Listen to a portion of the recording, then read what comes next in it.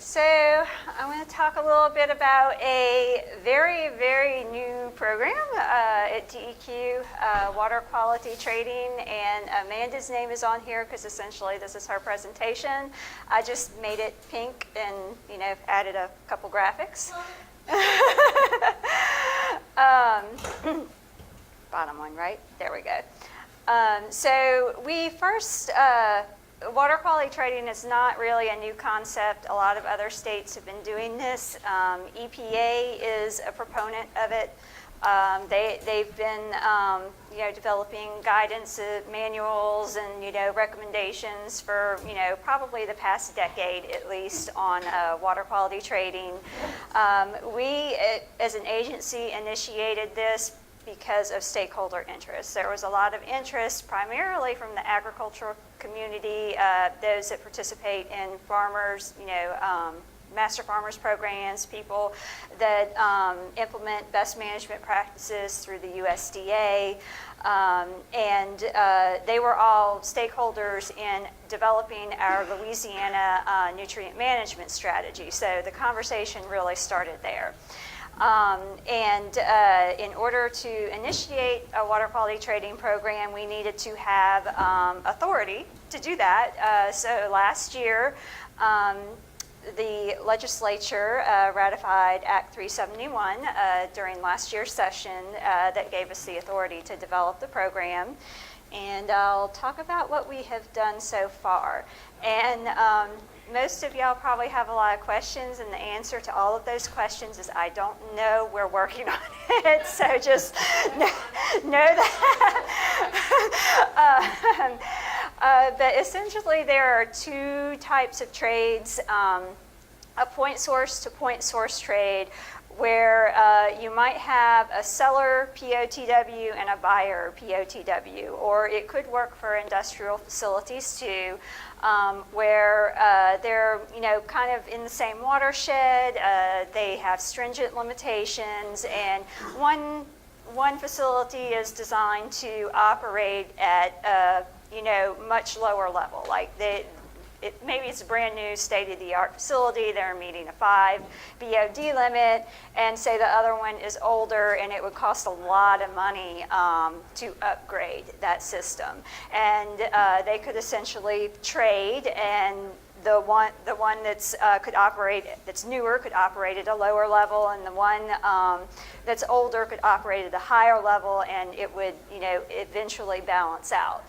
And then there's also point source to non-point source trading, and really this is where the interest lies in our state.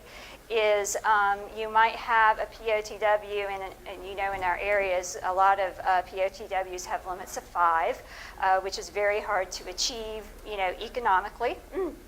So you might have a seller farm, and that farm may just implement some best management practices and really reduce the nitrogen and phosphorus that they are inputting into that watershed, and that could offset the contributions from the POTW.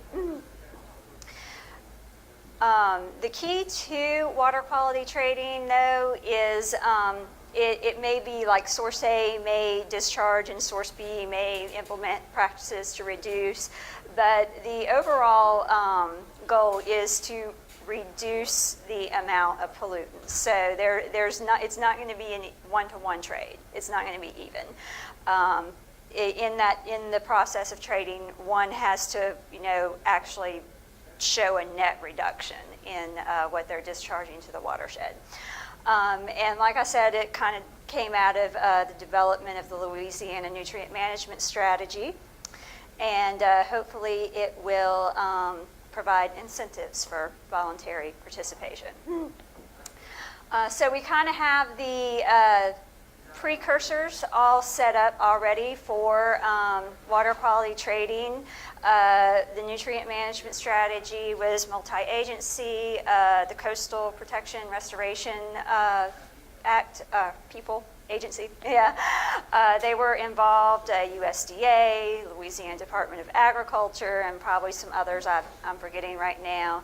And we have a non-point source program. And as part of that Louisiana nutrient strategy, they've already partnered with the non-point source program on several projects, non-point source management plans to reduce loading, mostly from agriculture.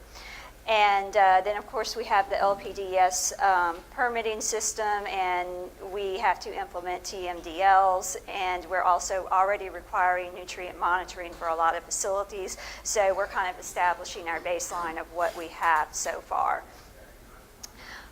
Initially, we had a statute already in the state regulations that allowed for trading, but it was very limited. Nobody used it because it was so limiting. It was only for facilities in the same subsegment that with a TMDL. So you couldn't do it in an unimpaired subsegment, to maintain good water quality. It had to be one that was already impaired with a TMDL.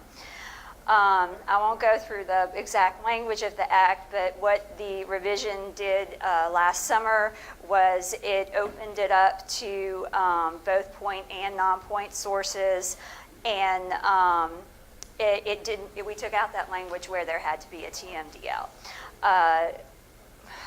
It did go through a few revisions in the state legislature, and one of those revisions is that, did I pass it up? No, I didn't. Okay, I thought I had this in the slide, but maybe I didn't. But in the state legislature, when we develop rules and regulations, the Agriculture Oversight Committee and the Coast DNR, Natural Resources Committee, they have oversight over any rules and regulations that we develop as an agency. So it is going to be a very cohesive process, because obviously DEQ does not have authority to regulate agriculture. Okay, that's my note. Okay, this is just kind of, setting up the act. It gives us the approval to, generate a banking, develop credits, and that's one thing we have not figured out how we're going to do it yet. Other states have done it differently, but we're, looking into what other states are doing and seeing what the best fit would be for our state. And it did give us the ability to develop pilot projects. I'm sorry, did you have a question? Question. Uh-huh. What are we banking? It's called credits, but the credits translate to pollutant amounts. So like a pound per day of phosphorus or a pound per day of nitrogen. So someone would, to generate a credit, someone would have to remove so many pounds per day of a pollutant from the watershed by implementing a best management practice or upgrading a plant to meet lower limitations. So the plant that's generating that better quality, Mm-hmm. do they get anything for doing that? Well, yeah. The whole point of trading is it's like DEQ is not going to oversee this part of it, but it's an economic incentive. Most of the trades, that provide economic incentives, it is like, okay, a facility, POTW, industrial facility, is paying a farmer to not farm, these 3 acres right next to the stream in order to reduce nitrogen and phosphorus and possibly, sedimentation. So there's a huge economic incentive for non-point sources to participate in this program. But not for point sources? No, probably not. Maybe a little bit. It's for if you're doing a point source to point source trade, it's probably just an incentive of I don't have to spend $200,000 upgrading my plant, while this one is already designed to meet a much lower limitation. But it's more of an incentive for non-point sources, the way I see it. Mm-hmm. Okay, but we're at the pilot project stage, and you know, before we develop a full program and develop full regulations, it gives us, you know, we can run a few test projects and kind of see how it works and work out the kinks, you know, before we spend a lot of time developing regulations. And okay, that's the slide I was looking for, given this oversight. So in summary, it allows participation in both point and non-point sources and consideration of larger watersheds, and not just limited to one subsegment, because some of our subsegments are very small, and they may actually be, you know, connected to a larger watershed, you know, and it gives us more flexibility essentially to reduce pollutants. So our current activities is that, you know, there's been a small work group between DEQ, LDAF, QIPRA, USDA, and the Water Synergy Project. We've been going through national guidance documents and developing our own guidance document based off of that. And some of the considerations in the development of that guidance document is what pollutants are we going to consider for trading? Right now, it's kind of mostly focused at nutrients, sediment. Temperature was thrown in there, but I'm not real sure how temperature is going to work. That was something that the Water Synergy Project, I think, kind of threw in there. And we have to consider anti-degradation and localized impacts, because no trade can result in, you know, one area violating water quality standards while another area does not. And then, of course, like I mentioned before, ratios, it's not going to be a one-to-one trade. It has to result in a net reduction of pollutants. All right. We have a website set up, so if you want to go there and, you know, look at past presentations, stakeholder comments, the guidance document is up there, and as we generate more information, it will be added to this website. And then there's the EPA and USDA partnership website too. So we did a potpourri notice back in December, public noticing the draft guidance document. We had a stakeholder meeting in January, and lots of different comments from all ends of the spectrum.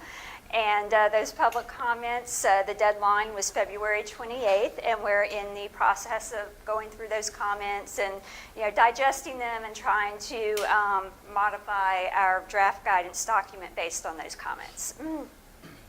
And we hope to have another stakeholder interaction probably late May or early June, and a draft rule proposed by the end of this year and final rule by the end of 2019.